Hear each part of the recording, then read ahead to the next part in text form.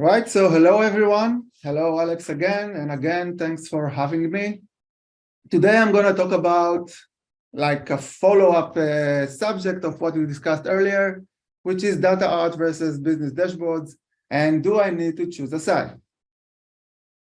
So before we getting started, to avoid me breaking my piece, let's agree that whenever I say viz, you know that I'm referring to visualization in a single or a plural form. So I will, I already introduced myself in the former session, but just to add a few things, I told you my day job, I do data visualizations, Center of Excellence and Analytics at Zoom Info. I'm passionate about data insight and visualization. I have 10 years of experience in BI, data analytics, and data visualization.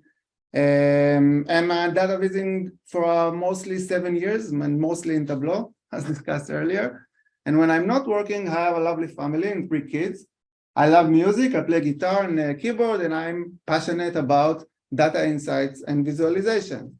So you see, this is what I do in my day job, and this is what I do as a hobby in my part-time, as one of the main hobbies that I'm engaging with. And I believe this is setting the stage for the subject that I'm talking about today, which is data art versus business dashboard. So when I design dashboards in my day-to-day, they are meant to provide quick business insights. And when I do more artistic visits at the evenings, and I publish it on my public portfolio, so they are meant to drive engagement, and I do them solely for my my soul as a hobby. So this puts me in a weird situation, which I may need to choose a side, whether it's be business dashboard oriented or data art oriented. So this is what I'm going to talk about today. I'm going to share about my public portfolio to give you an indication of what am I doing. So this is for my public portfolio. This is a visit about my second main hobby, which is music. So there is the Beatles, and there's Pink Floyd, and there is learning guitar, and there is learning piano as well. And you can say this is definitely not business dashboards, right? Also, there are visits about games and sports, and Assassin's Creed, which I like to play a lot, and Minecraft, which I did with my son. And these are not a business dashboard. And there are a few about names and politics, as I mentioned before, speaking about data journalism, which are definitely not business dashes. But either way, I tend to do a few examples of the day-to-day business dashboard that I'm engaging with in my day-to-day job. And I do publish several business dashboards online and in my public portfolio. And here's an example of several public visits about suggested best practices that are based on common bad practices I've encountered during my daily business experience, and suggested an alternative to hopefully get it more clear and efficient. So in every visit I do, whether it's business dashboard or data art, the goal is to deliver it to its target audience in a way that will add value, which I didn't have before they see my visualization. And if we turn to hear about other opinions about this conflict, about maybe conflict between data visualization or business dashboards and data art. So there is Stefan Few, which is one of the DataViz cornerstones, and he compares DataViz to data art as a whole, and he states that it's crucial to distinguish between them to an extent that if we don't distinguish between them and we don't make a distinct separation, we even can cause an harm to our audience because we will not get any purpose out of it and maybe get them even have the wrong insights or impressions. So I want to talk about data visualization and why is it so important, because, you know, we discussed about business dashboard and we tended to tie it to data visualization, but data visualization is very important standalone concept that is very important for us to understand. And this is Edward Deming, known mostly for developing sampling techniques, still used by the US Department of Census and Bureau of Labor Statistics. And he's saying a sentence you probably all heard, which is, in God we trust, and all others bring data. He also says that without data, we are just another person with an opinion, which can be true. And you know what? We all listen to him, and we are gathering data to an enormous extent on the day-to-day, so enormous that it's on 2023, this is the year, it's estimated to be 120 zettabytes. And what is a zettabyte? It's a huge number. It's equals to 212 billions of DVDs. And to the young ones among us, DVD is a physical media which used to save data with capacity of 4.7 gigabytes. So if we are to take all these DVDs and pile them into a stacked pile, it would be equal to 8 times the length of the Earth and the Moon. This is so much data that we are talking about.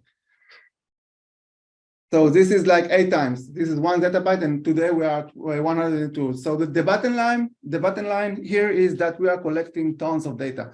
We are bombarded with tons of data, and we are trying to take this data and transform it into information to make more sense. So we have tons of data.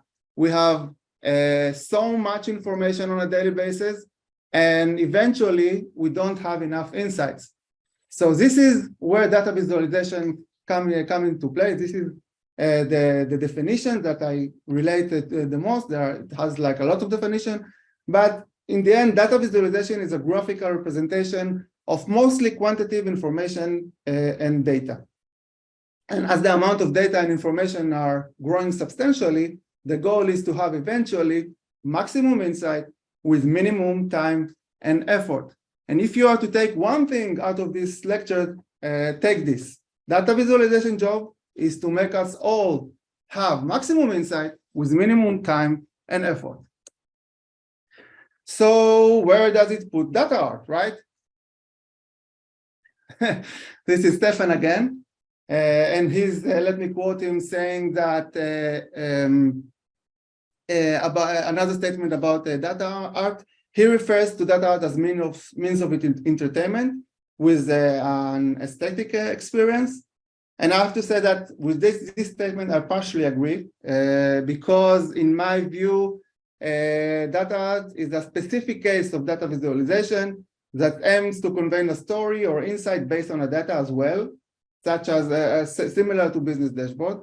And as for aesthetics, I believe that aesthetic and appealing data stories has an important role, and it is to drive engagement. And this is something we don't talk about commonly, because we are creating more and more dashboards and more business stories, and we have tons of data and tons of requests for management, but eventually we end up with a large pile of dashboards that no one engaged with eventually, and there is like a whole graveyard of dashboards that we are facing in the end. So we have to make sure these dashboards creates engagement and they're serving their purposes. And let me show you what I mean. So remember this one. This is the first visualization that I showed you from my public profile. It's about the Beatles. It was my first viz of the day by Tableau public, which was very exciting, by the way. And it was one of my most viewed visits. And it shows like the Beatles albums from 1963 and 1970. And it gives you like a perspective of which wrote the songs and what were the songs and how many songs each album had. And let me ask you, is it maximum insight with minimum time? Probably not. If I was to do this in a business dashboard, or if you were to do this as a business dashboard, and you have to deliver it to a business audience, I hope you wouldn't end with something like that. It's a common bad practice I tend to see, a stacked bar chart, which is nice, but it has a lot of flaws in understanding data. It's not the maximum insight with minimum time, because if we are to compare the categories along the timeline and to compare the magnitude of each one, we can do that easily for the first category because it starts from the same line, right? But if you are to compare this one versus this one, you'll have hard time to compare it because they are starting from different positions.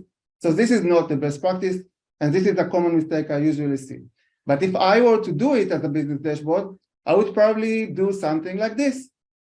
I would visualize a bar chart and a heat map to represent the categories and the number of songs along the different albums, and summarize each one of them so you can see that John Lennon wrote most of the songs.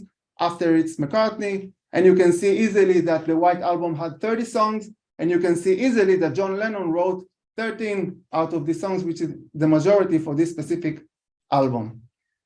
If I were to do this, and the emphasis was to compare the writers and not the albums, I probably do something like that, which is a bit crowded, but you can go through the albums and compare for each one which wrote the most of the songs, but you get my point. This is not a business dashboard, and if I were to do it like this, would it have so many views? I guess not. Would it become a viz of the day? Probably not. And would we discuss it currently? Definitely not. So do you need to choose a side? Data Award, I told you, I use it to drive engagement. Business dashboard, it's meant to drive maximum insight at minimum time to a very specific audience that is limited with time and should make business decisions based on this data fast. And my advice to you, which is like telling you you should strive for world peace, but generally you should be here. You should be like in the upper right corner, which stands for maximum insight at minimum time and with maximum engagement. The key is to know your target audience, to know how much time he has or she has to analyze the view, to understand if it should be interactive or not, to understand if they have time to drill down, or they should simply need to understand the bottom line quickly. So the first key is to understand which audience is intended to, and to optimize your visualization based on that. So yes, occasionally you need to choose a side, right? Because each target audience is an on-side, and the way you will deliver the dashboards to him eventually is dependent on its characteristics and how much time he has to see it. So you can enjoy the two worlds, but again, each one of a time, and aspire to have maximum insight with maximum engagement. I really like this photo because this is me in the middle and struggling between the most fancy viz at times, or this is my customers. I have many marketing customers who want to have a fancy viz, which is not the maximum insight per minimum time. But this is really illustrates what I'm talking about. But always keep the goal in mind, whether it's to have maximum insight with minimum time and effort by your users, or to drive engagement. And if you can have a viz that will drive both of them, to be appealing and aesthetic and drive engagement, and also to serve and deliver the story behind it in an efficient way, this is where you want to be. And that would be it from my side. Any questions?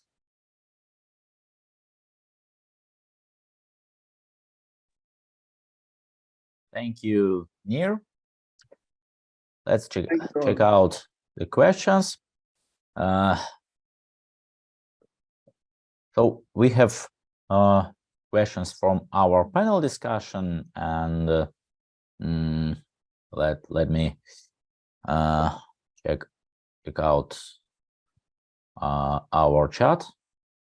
Can you please give an example for this ideal combination? Litsa Sultanova asks us. So combination, you mean like both data art and business dashboard? So, all right, so let me go to my public profile.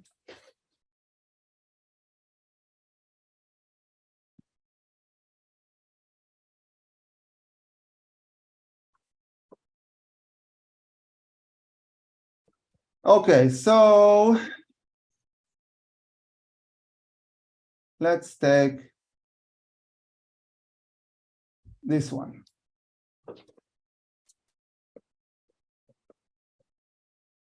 So this dashboard specifically is intended to compare trends of unisex names along the United States, and it varies like for I think from 1840 to current day. So you can see that which names are most regarded as the unisex names. For example, Jordan is at the first place, and you can see that it has like a ratio of 25% share for the boys and 75% for the girls. And in the end, it doesn't matter like specifically what it aims to show, but eventually the means is to take a lot of data, and it could be like not about names, it could be like customers and how they buy and which categories they buy. And the idea is to have like a lot of data placed in one place and allow you to compare between them and see like which one the highest and what are the name characteristics. So take this one, it's appealing, it's like clean in my view at least. It was also given as the viz of the day. And for each one of the cards, it allows you to have insight about the card and have like insight to compare in between. So this is technique I love to use when I need to show a lot of data.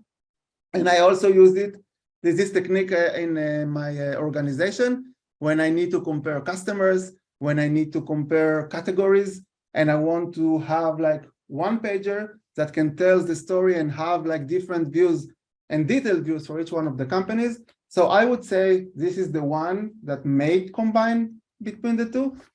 And I hope this answers your question in a bit. If not, you can pinpoint exactly what you are. I think that's enough specific example. Yeah.